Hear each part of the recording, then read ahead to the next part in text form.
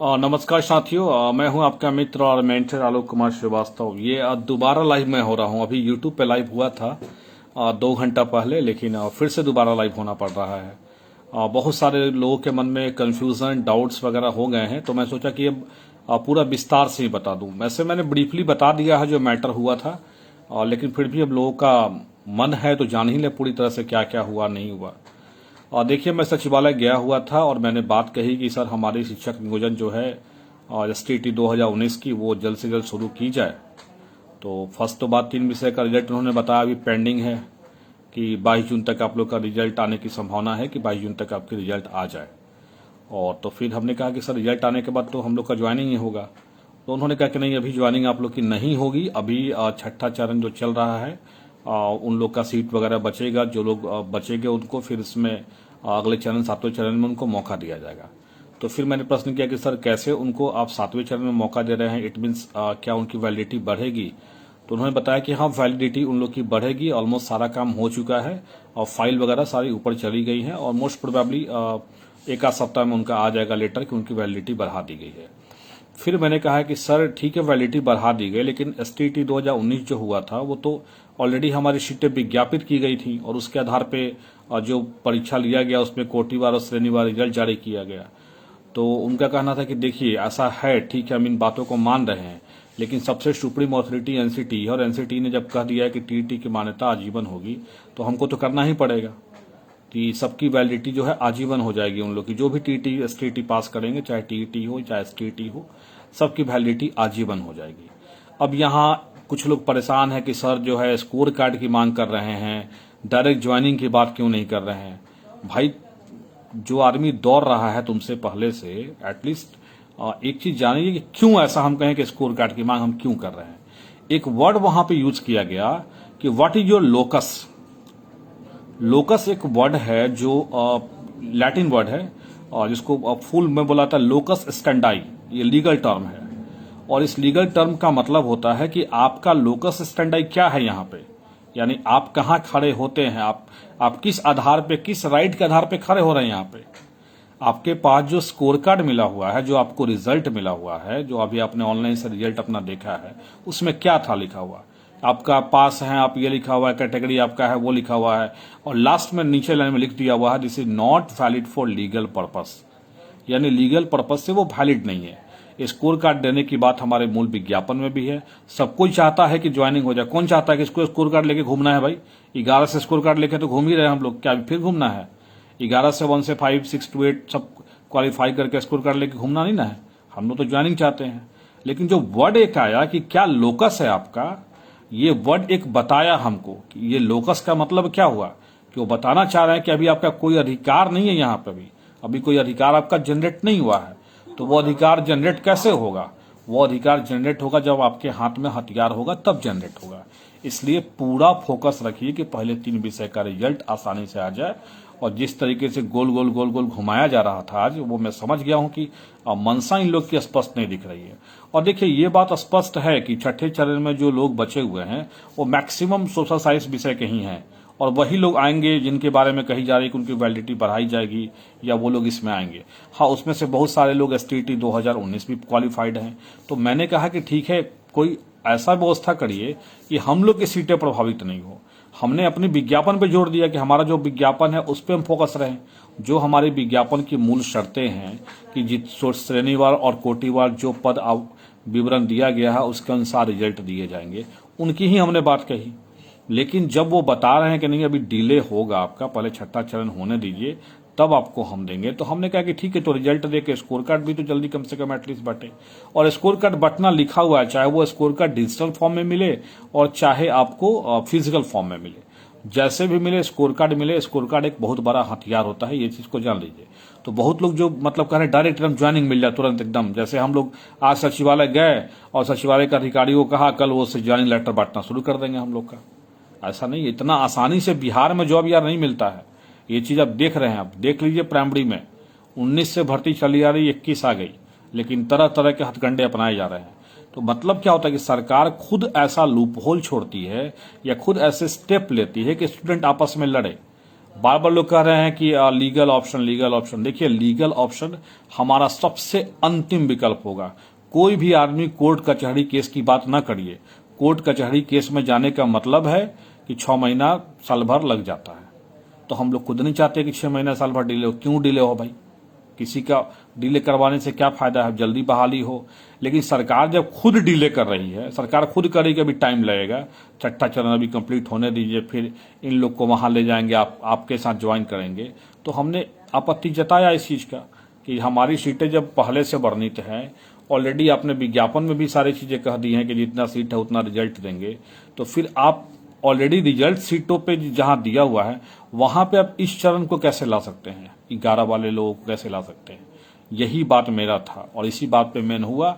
और जो वर्ड आया कि लोकस स्टैंडाई क्या है, तो वही लोकस स्टैंडाई ये है कि अगर आपके पास स्कोर कार्ड है तो आप फाइट कर सकते हो कहीं भी कोर्ट ऑफ लॉ में कि हमारा जो है लोकस है इस केस में कि भाई अगर हमारा विज्ञापन है, ऑलरेडी हमारी सीटें वर्णित है, तो हमारी भर्ती प्रक्रिया को आगे बढ़ाइए। हमारी भर्ती प्रक्रिया क्यों रुकी हुई है? हमारी 7वां चरण से हमें क्या मतलब है? हमारी भर्ती प्रक्रिया आगे बढ़ाइए। तो ये चीज है लोकस स्टैंडाई। तो पहले लोकस स्टैंडाई मिलने दीजिए। आप लोग चाहते हैं कि बस तुरंत ज्वाइनिंग करा देगा सरकार, एकदम जैसे सरकार लेके बैठा हुआ है एकदम ज्वाइनिंग लेटर, तो इतना आसान नहीं है। आप लोग भी देख रहे हैं सरकार की मंशा क्या है, और आज भी मैंने देख लिया इनकी मंशा क्या है। इनकी मंशा है कि अभी टालना थोड़ा सा इसको, और हम लोग नहीं चाहते कि टाला जाए इसको। चाहे किसी, ये लोग चाह रहे हैं कि by hook and by crook इसको हम लोग टाले, लेकिन हम लोग नहीं चाह रहे हैं बाई कि इसको टाला जाए। तो आप लोग जो बार बार सोच रहे हैं कि स्कोर कार्ड की मांग हम कर रहे हैं, तो इतना बेवकूफ आपको नहीं दिख रहे हैं हम कि स्कोर कार्ड की हम मांग क्यों कर रहे हैं। सोचना चाहिए आपको। कौन चाहता है स्कोर कार्ड लेके घूमना? सब लोग तो जानेंगे चाहता है, लेकिन स्कोर कार्ड क्यों चाहिए? डिले जब हो रही है वैकेंसीज में, वैकेंसी के प्रोसेस को आगे बढ़ाने में डिले हो रहा है, इसलिए स्कोर कार्ड चाहिए। क्योंकि अगर ये लोग कुछ भी विज्ञापन से इतर कुछ भी करेंगे तो हमारे पास कोर्ट ऑफ लॉ में जाने का ऑप्शन होगा कि आप विज्ञापन से इतर जा रहे हैं। और जब ये ऐसा करेंगे तब हम जाएंगे। केस लड़ना हमारा शौक नहीं है और ना हम चाहते हैं कि कोई भी केस में जाए। हम तो किसी भी अभ्यर्थी का नहीं चाहते हैं केस में जाइए। केस में जाने का नतीजा कितना मेंटली आदमी और टॉर्चर होता है, कितना मेंटली परेशान होता है। आप लोग को लगता है कि हम लोग केस लड़ लेते हैं, इतना आसान नहीं होता है केस लड़ना। जो लड़ते हैं केस उनसे पूछिए एक बार, कितना दौड़ना पड़ता है, कितना मेंटली टेंशन में आदमी को रहना पड़ता है। कितने लोगों की ये रहेगी कि भाई केस लड़ रहे हैं, इनका क्या होगा नहीं होगा, सबको जवाब देना पड़ता है। तो बहुत सारी चीजें हैं। तो कोर्ट इज ऑलवेज, हमेशा सबसे लास्ट ऑप्शन रखिए।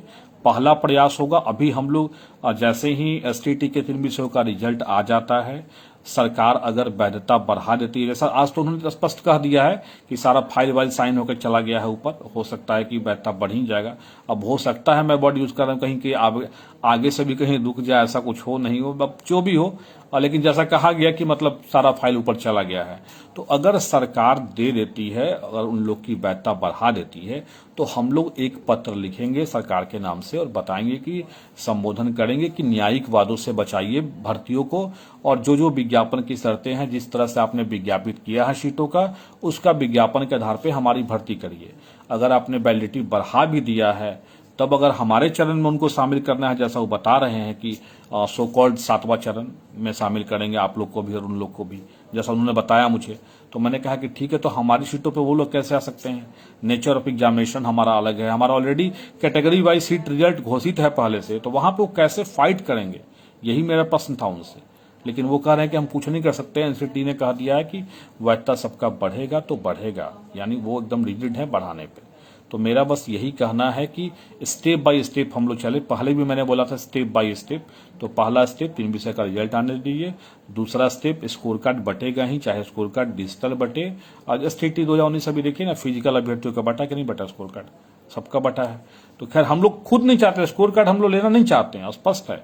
हम तो ज्वाइनिंग चाहते हैं, लेकिन सरकार जब बोल रही कि अभी लेट होगा, वो बोल रहे हैं कि अभी छठा चरण आपको होने दीजिए तभी आपका हम सुनेंगे।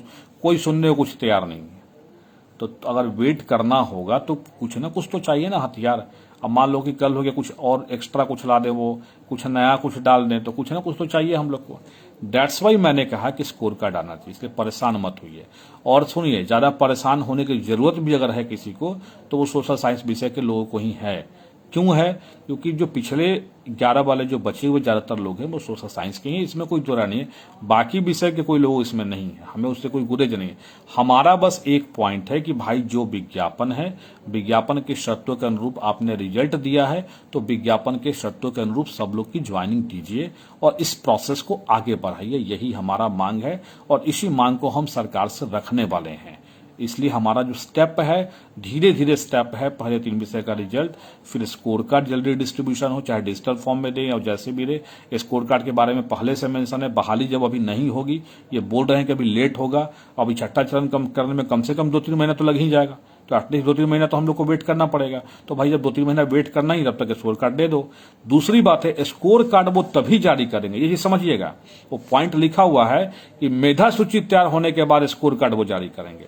तो अगर वो स्कोर कार्ड जारी कर देते हैं हम लोग के लिए, इट मीन्स उन लोगों ने मान लिया कि हम मेधा सूची में शामिल हैं, तो हमारा एक और लीगल राइट और मजबूत हो जाएगा। इसलिए स्कोर कार्ड की मांग की जा रही है।